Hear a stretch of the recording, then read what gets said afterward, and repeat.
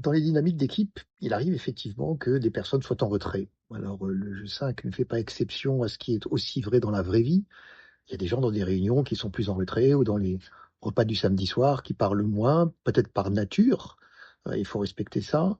On n'est pas tous la première boule de billard qui pousse les autres. Des fois, on est la deuxième, voire la troisième, et on se met en action quand le système se met en action et de manière des fois tout à fait bénéfique.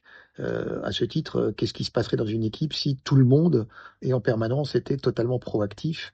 Peut-être que ce serait un peu plus la cacophonie. Donc, il faut bien aussi si on veut des meneurs, il faut aussi quelques personnes étant des suiveurs. Et c'est pas négatif quand je dis ça. Évidemment, il faut pas que être suiveur devient une passivité absolue. Et c'est aussi le rôle du groupe que de s'en préoccuper. Donc, il y a un rôle pour la personne quand elle se sent un petit peu sur la touche de se manifester, évidemment.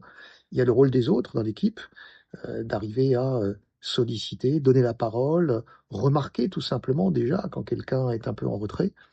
Alors, dans la dynamique du jeu 5, est-ce que c'est un inconfort technique? Ça peut arriver.